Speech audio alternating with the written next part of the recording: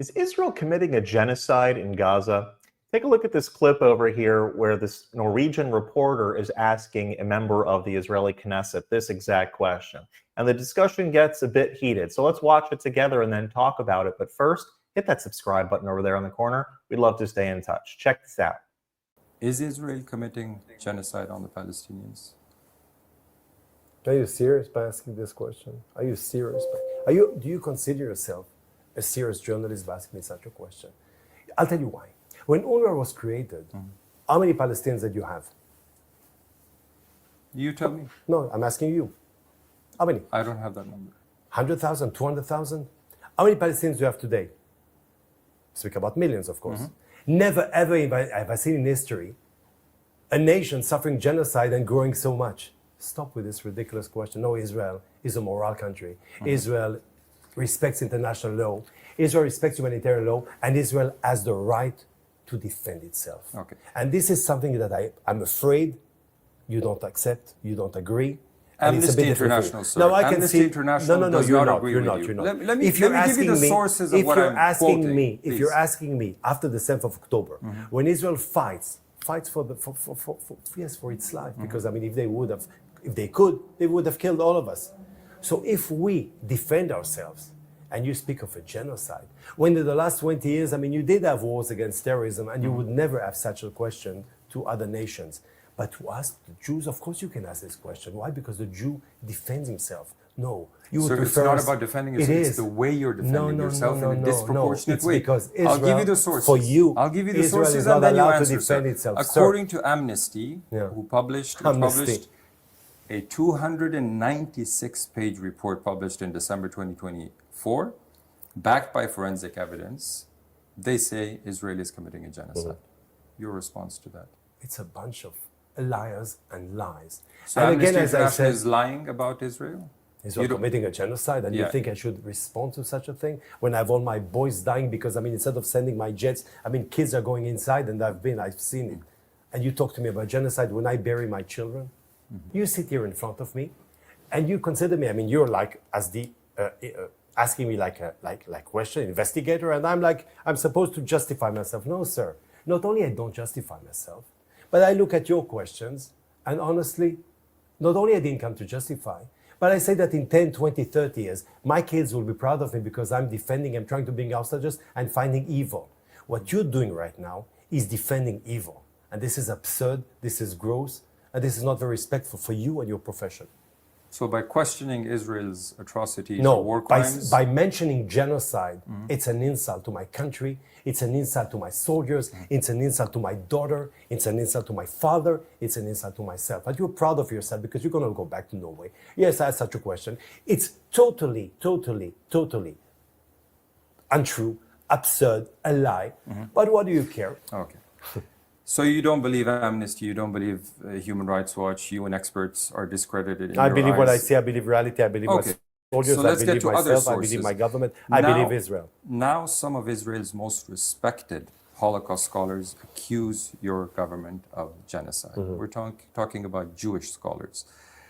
Professor Amos Goldberg, you know him well, I presume, a leading Israeli Holocaust historian, wrote, "Yes, it is genocide. It is difficult and painful to admit, but after 6 months of brutal war, we can no longer avoid this conclusion."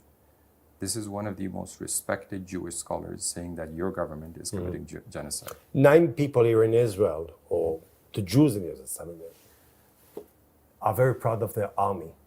You can quote 1, you can quote 2. I can quote all the millions in Israel who support their soldiers, who believe in their soldiers, who are proud of their soldiers. I am very, very proud of my army. I'm very proud of the way they fight. I'm very proud of their devotion. I'm very proud of the way they respect international law, sometimes even by dying, by getting a bullet, because we don't do it as we could have done it easily by planes, because we respect human lives. And the difference here is that here in Israel, missiles protect civilians. Over there, civilians protect missiles. Can I ask you a question? You invited me for an interview. Yes. And I hope you leave it, because you can afterwards cook your interview and choose whatever you want. You come here and you really think I'm going to sit in front of you after my country being savagely raped. You come to my country, you invite me for an interview, and all I hear is Israel, my soldiers, genocide being accused. Nothing about the way we are fighting, the way we respect international law, a bit of honesty from your side. I mean, what is this?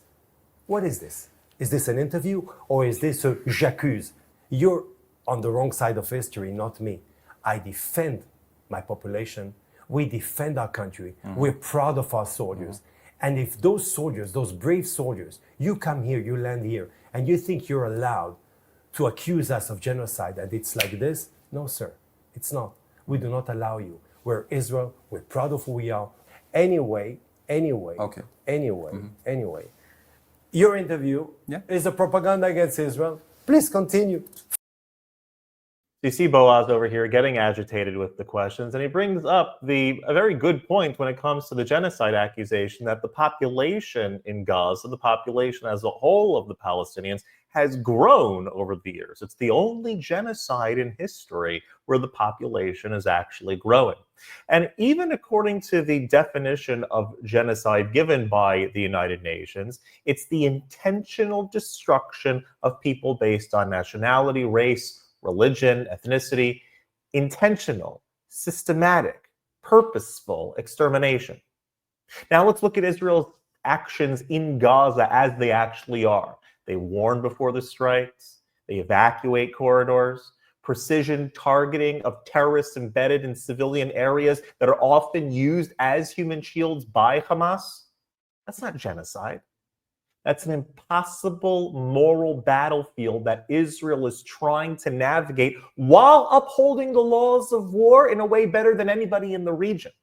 If Israel wants to commit genocide, Gaza would not exist. Israel has the ability to destroy Gaza in 24 hours. The fact that it doesn't proves the exact opposite. Restraint in the face of barbaric terrorism. That's what we see over here.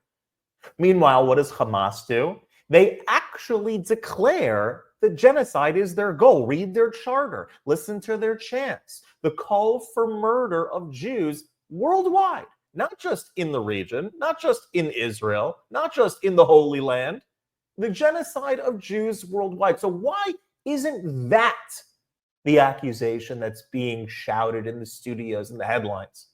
Why don't we see that in the media? I'm all for tough questions, and criticizing Israel does not mean you're anti-Semitic, does not mean anything. You can criticize Israel with legitimate criticism. Slander is not journalism. Let's demand better from our news reporters. Because when words like genocide are weaponized frequently, it trivializes real genocides. And that's what fuels anti-Semitism, plain and simple. Truth matters, guys. If you're going to call out evil, you have to start with the people that are actually celebrating death, not those that are defending life. If you like this content overall, hit that subscribe button over there in the corner. We'd love to stay in touch.